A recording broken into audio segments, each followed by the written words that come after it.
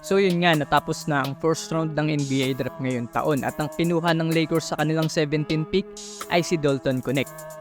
Solidong scorer ang player na ito out of Tennessee at nag-a-average ito ng 21.7 points per game, 4.9 rebounds per game, 1.8 assists per game habang may 45.8 field goal percentage.